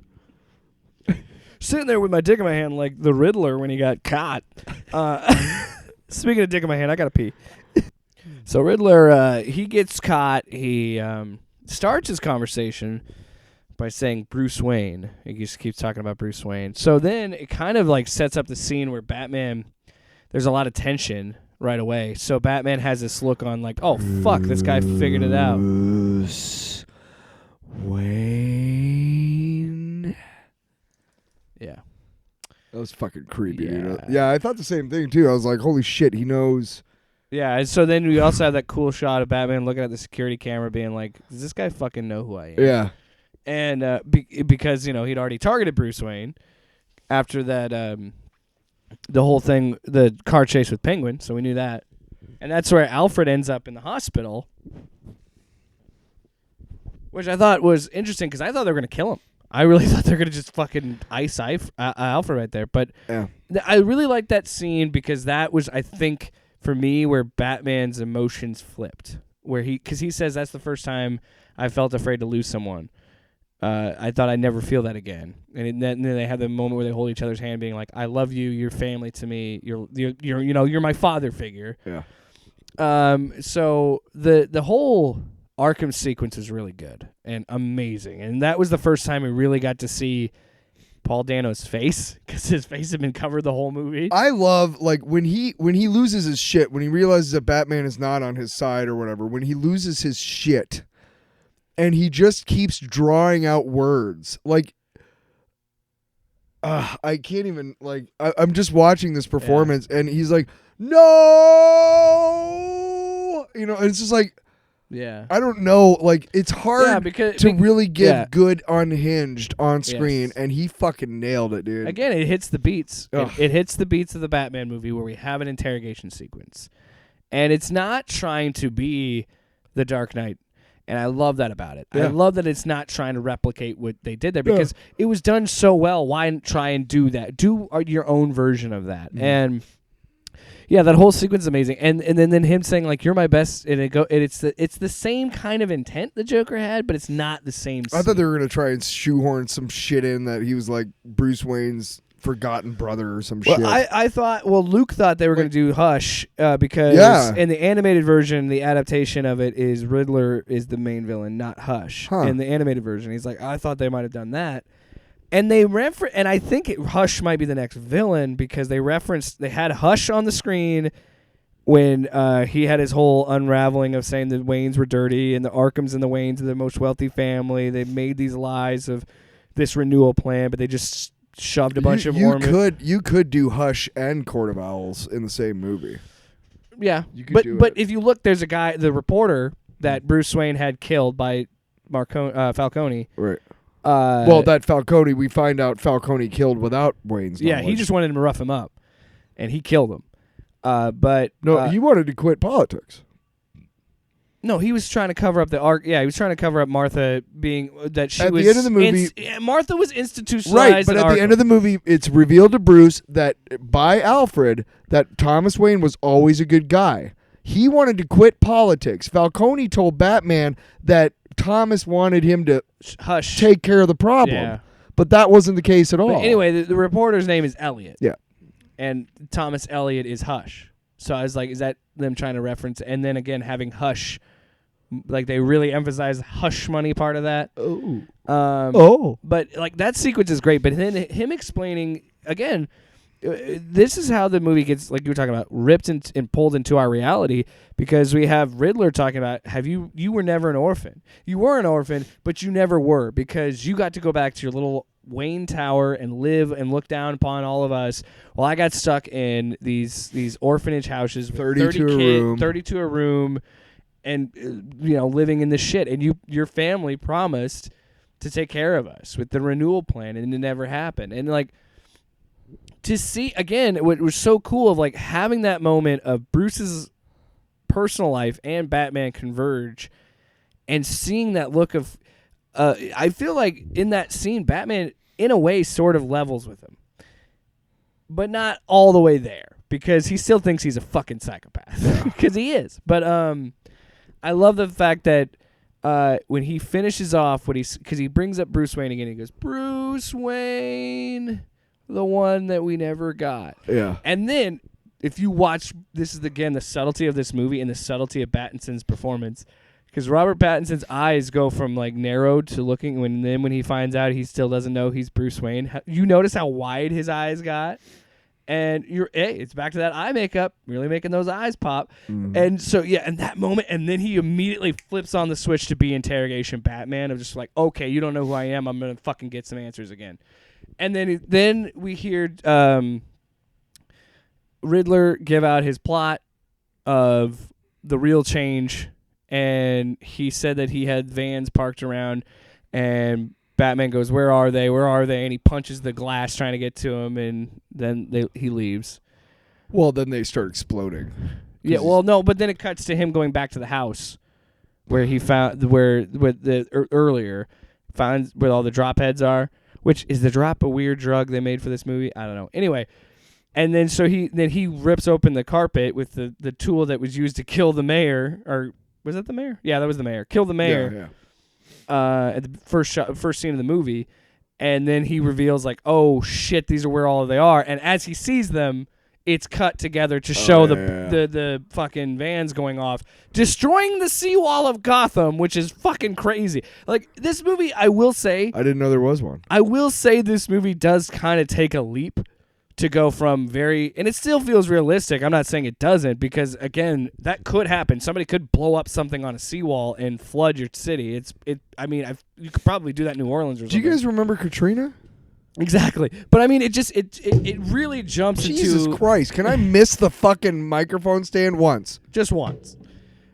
But it kind of goes a little bit comic booky, and I'm okay with it because it still works. It's still in the world. But then that sets up the final act, really, of Batman. By the way, did you notice when Batman was watching the video describing what was happening? Then we find out that Joker had been recruiting people, and it was kind of like Riddler. Riddler was recruiting people, so it was kind of like a fucking QAnon thing on Reddit, which scared the shit out of me. We still have to fucking do the Shapiro shit. I mean, we still haven't done that, have we? It's not very long. I know. But I just realized we still have that to look no, forward well, to. that ties into the end of this.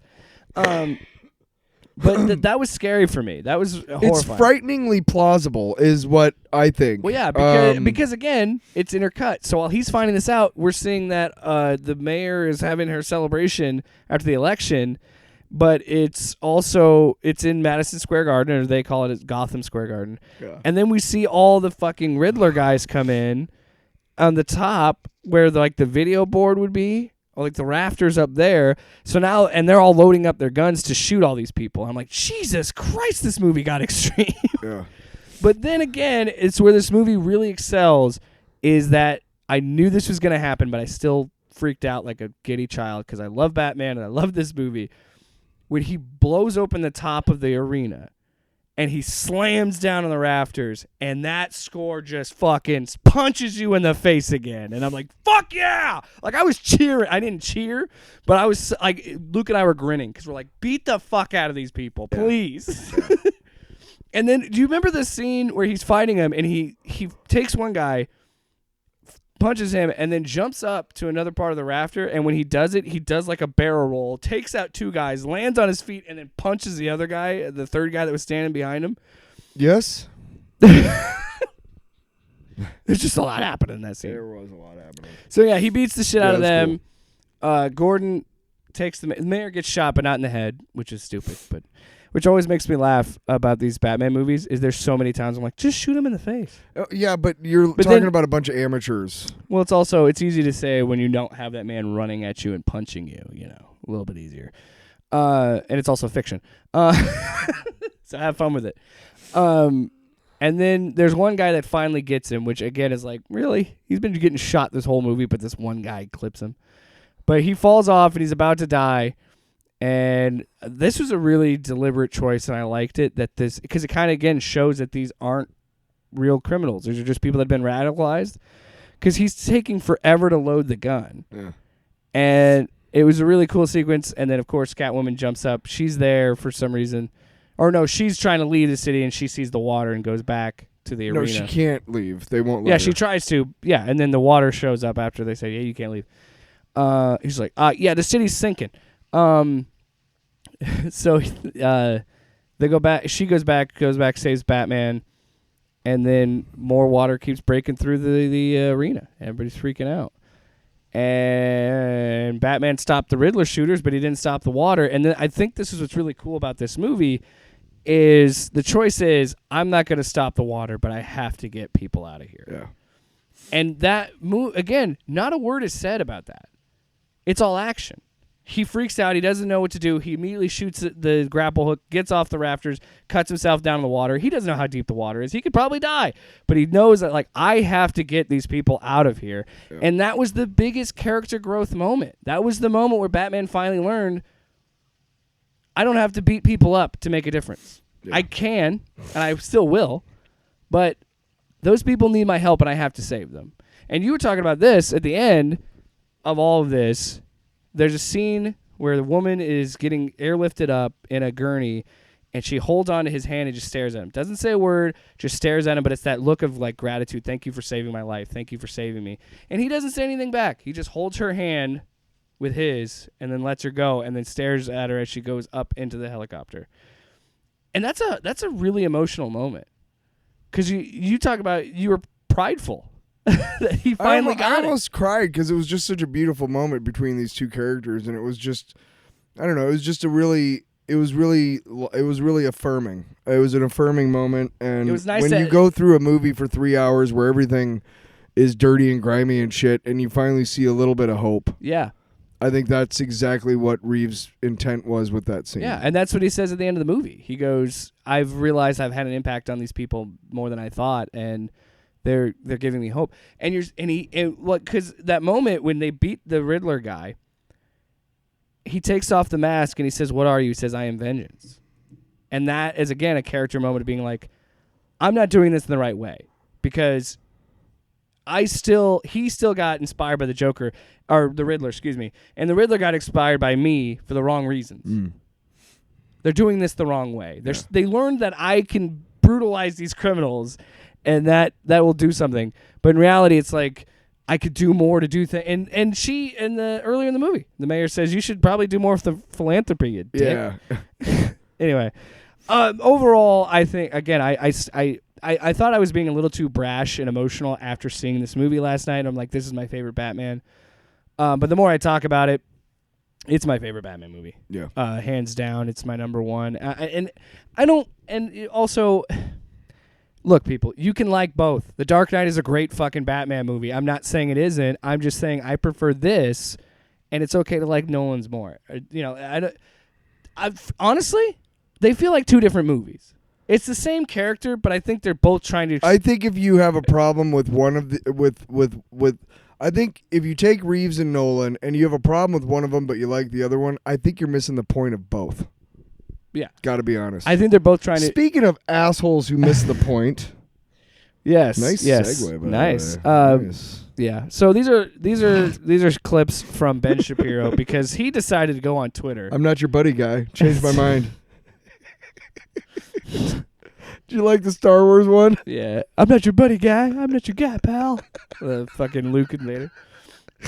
But honestly, my final thing on this is, I think that's the beauty of Batman, is that the Dark Knight and the Batman could be about the same If I was character. gonna rate, if I was a comic book writer and they were like, "Hey, you get to do Batman," I'd be like, I can start over, right? Like I can just start over.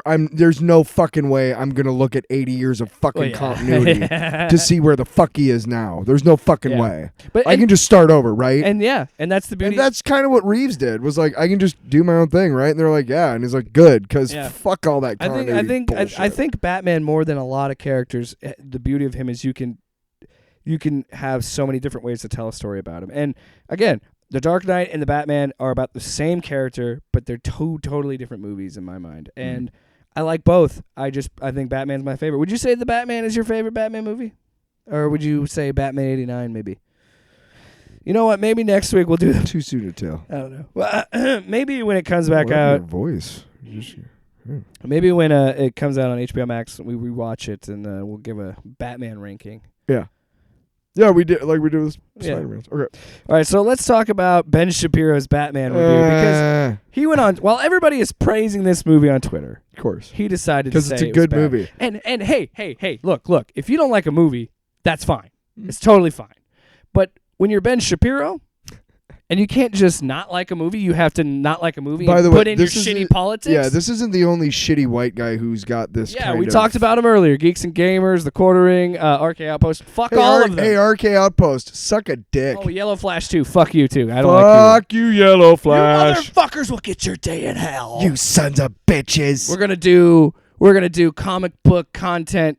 Man, court. you know what, Jake? You know what? Being part of RK Outpost, I love that I have so much money completely fucking over the human race with my bullshit. Let's talk to Ben Shapiro. Ben. So, what is this movie about? This movie is about how fighting criminality does not actually help innocent people. He says this at the very beginning. He says, I'm not sure I'm doing any good. By fighting the criminals, crime is still up. It turns out that Batman has to stop being Batman. Batman has been missing it the whole time. What Batman really has to be is Superman. Batman needs to go into areas like Madison Square Garden and not fight the criminals. He needs to go and lead people with a torch to a slightly safer area. He needs to help medevac people on the top of the... He needs to build Habitat for Humanity. He needs to join... Are you fucking shitting me right now, dude? That's Are what you Batman fucking needs kidding to be me? doing. Are This you really fucking is a kidding sort me? of Habitat attack for on the Humanity? idea You that got a fighting crime fucking helps- problem with Habitat for Humanity? You fucking spine fucking sucking piece of shit. You have a fucking problem with building houses? You got a problem with it that you got to fucking poke fun at it? What kind of a fucking ass clown fucking piece of shit are you? I'm sorry, but seriously? All right. Okay. So here's his final. I'm sorry. Okay, so here's his. I don't even I have. knew that was going to set me off. There's so much more to that clip, and I'm like, you've said everything you need to say. Dude. That's pretty fucking funny. So Sorry. at least for me, I love it. Some people are like, oh, good God, an hour and a half into this review, and you're screaming about Habitat. That's what I mean. You're totally right. Why the fuck are you bringing that up as a joke? Like, it does not He's add clearly to your review. he's lumping it in with all these social programs, and it's like, Yeah. dude, you literally Okay. have a problem with people not sleeping on the streets? What the fuck is So, wrong Dad, with you? that's about that's his gripe. My brain had a reboot, but that's his gripe. So by the way, Ben, that scene in the movie where he's leading people out with the flare is after he beats the shit out of the QAnon bitches. Yeah, you so fucking so maybe QAnon that's why you bitch. don't like the scene. You fucking Maybe What- it's because the time By he the way- tried to get by all the those way- people hey, to hey, bring rifles hey. to Madison Square Garden, Funny- it didn't work. Funny story. And now I got the mic off the stand, so I'm going to do a little Oh, stand-up shit. bit. So this guy, Ben Shapiro, a failed screenwriter, became a right-wing politician, or right-wing commentary guy. So then he says, we're going to say, stop it, leftist media. We're going to make our own movies. Daily Wire. You know what his first movie was? About a school fucking shooting. It was Die Hard with the school shooting as a backdrop. Fuck you, Ben Shapiro. You don't know anything about movies, and you suck. And the only reason you have any money is because you learned to grift, and you couldn't help your grift because listen, this little bit. And is, there are evil forces okay, Tyler, in this I'll world admit, with lots of money that need you on the air to keep fucking humanity Hey. over. Because as long as humanity can't find its spot, exactly. And you know what? the Ben, rich get I'm richer. glad you don't like the movie, and I'm glad because you clearly don't understand what this movie's about. Now, Tyler, bear with me. This is a 1.5-minute clip, but you're going to want to hear it. And believe me, I did the best I could to chop this together because he has so many bad jokes. I just cut them out because it's not even worth making fun of those. Okay. Anyway, here's his final thoughts on the movie.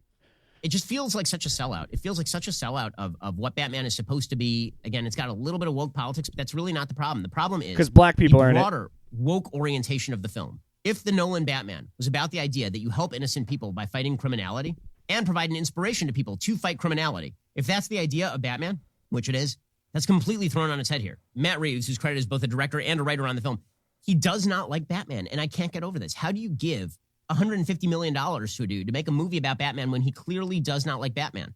When he thinks that Batman is bad. Ben, you and that don't Batman like has to Batman. be shown the error of his ways and learn to be a nicer human being. By the way, at the very end of the movie, Catwoman, who at no point has actually demonstrated any sort of moral bona fides. Like, I'm not sure she does a moral Because she's thing in the entire movie. Catwoman. At You the very dumb end, shit. She says to him, why don't you run away with me? And we'll go rob some hedge fund CEOs. And he doesn't say back to her, you know, that's bad to rob hedge fund CEOs. Yeah, because Instead, they he's pay like- for your he thinks bills, about it Ben. for a moment. She's like, no, you belong in Gotham. The generalized cheap left-wing sensibility is very silly with regard to Catwoman. Like, Christopher Nolan would snap that cut right to the action. If you watch Dark Knight, there is no wasted motion in that film. Yes, It's there 2.5 hours long. This is 3 hours long, and it feels like 4. I never check my watch during movies, particularly not a Batman movie, and I check my watch at least twice during this film. It feels like a fundamental betrayal of the character, which is just it's lazy writing, and more than that, it's not nice to the audience. The audience wants to see Batman be Batman and be good at being He did. Batman. He did and know plenty why of he's being Batmaning. Batman. They don't want to see Batman learn the lesson that being Batman is bad. That defeats the purpose. That's not of the going point to of a the Batman movie. Film. So let's break this down real quick, piece by piece by piece. So one, Can we just say he's a fucking So one- ignorant fuck so- and be done with it? well, yeah, but I want to make this very clear. So one, his big gripe with Catwoman there is saying that she wants to rob a bunch of hedge fund guys. I do too. And his problem with it is because isn't that bad to rob billionaires? No. No, it is bad to you because they fund you. Yes. Secondly, Also, you don't know how much a billion is compared to a million. Ben. Clearly. Secondly, You just don't. the audacity to say that Matt Reeves doesn't get the character when clearly you don't. That he under- doesn't like the you character. Don't, you don't like the character, Ben, because Tyler, here's a treat for you. You've written books, Ben, and I've read books that you've written, and they fucking suck because your idea. But I'm not shitting you. And his big political thriller book that he wrote, that's like a Jack Reacher book. The president, who was supposed to be like an Obama stand-in in this book, he's a villain because he has social housing and social programs for America. That's why he's the villain. So Ben, What the hell's wrong with you, so Ben? Ben- Ben, fucking take a you don't understand shit. take a long walk off a short period. You like dude. fashion. We don't need The reason you don't like Batman in this movie is because he's not brutal enough for you. Is that what it is? Oh, I cut this part out. He says there's like some weird defend the police agenda. The police. Yeah, I heard that. The police are a cop is the second main character. Yes. A good and, cop. And by the way, again, all of the other cops are corrupt.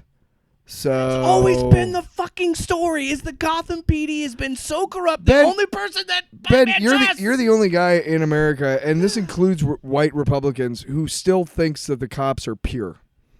I'm serious. So my dude. point is the reason even your fellow Republicans know this. right exactly The cops the are fucking corrupt. yeah, that's cop unions. Yeah. Duh. The reason I bring this up, and I have this at the end of the review, and not just to dunk on Ben Shapiro because I fucking hate him, but fuck him. No, it goes back to him. It goes back to every other stupid fucking anti-SJW content creator out there. It's the same shit.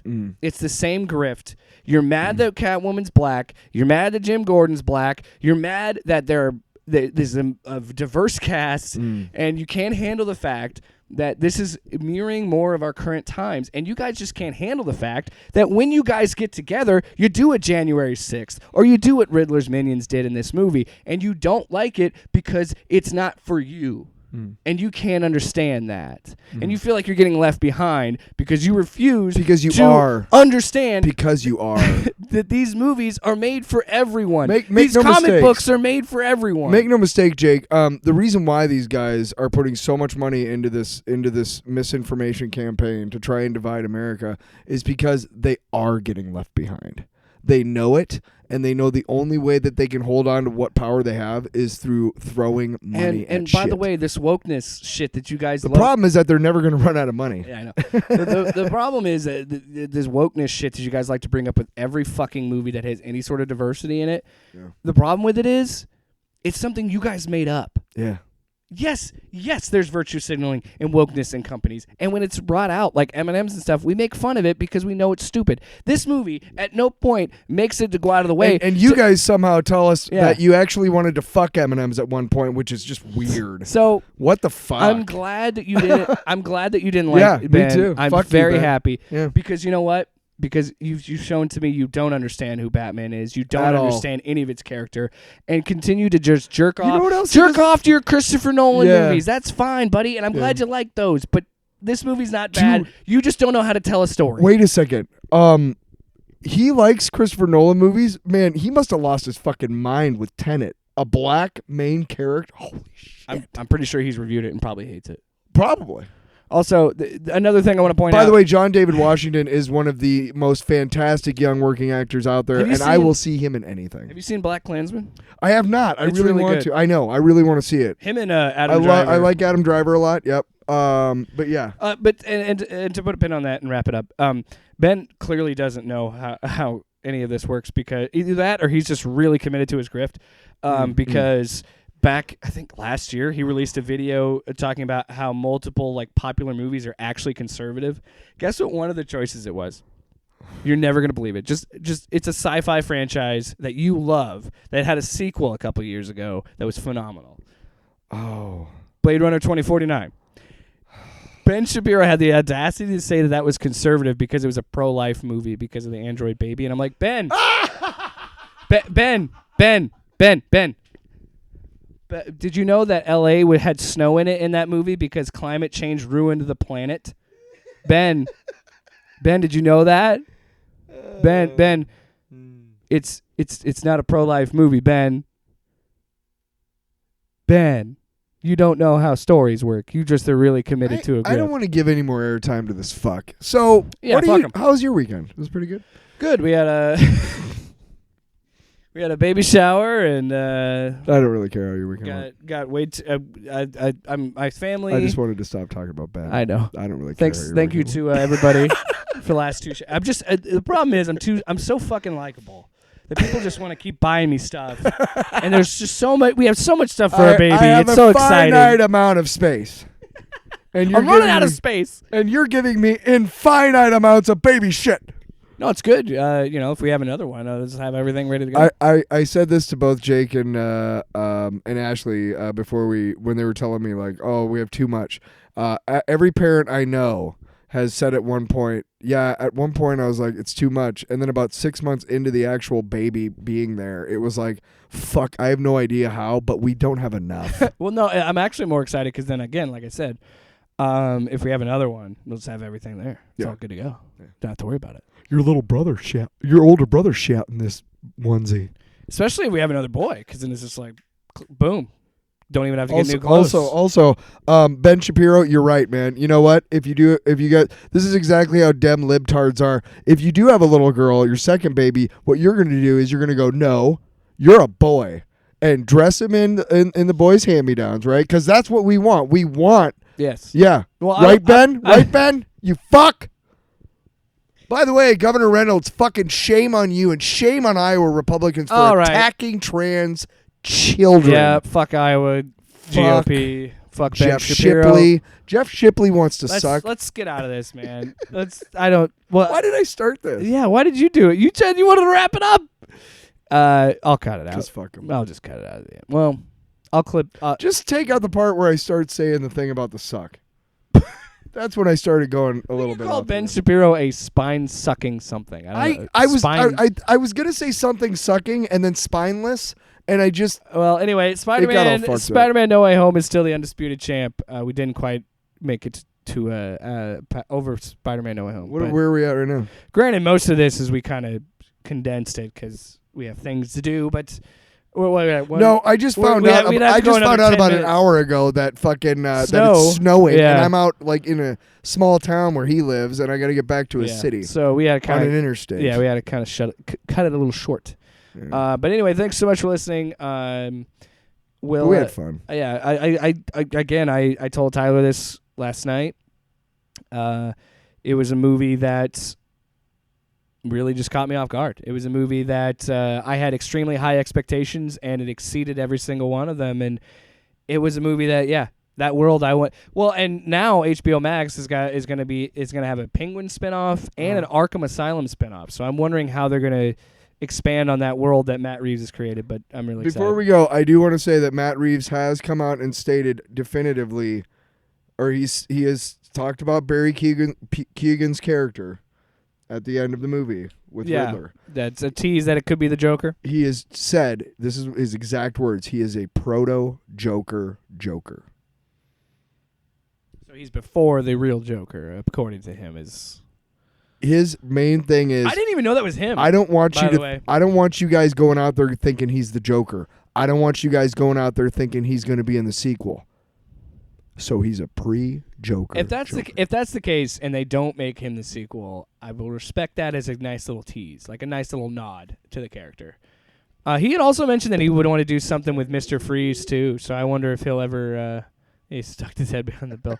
I wonder if he'll ever do anything with that. So as a Mr. Freeze fan, I'm really excited to do that because I love his character so much. But anyway, the Batman. I hope you guys liked it as much as we did. I know Ben Shapiro didn't.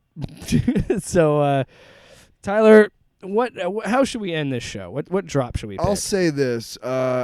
If I had, I'm glad that I don't have Ben Shapiro's money because I'd be utterly void of joy and simple pleasure. Yes! What? And that's it.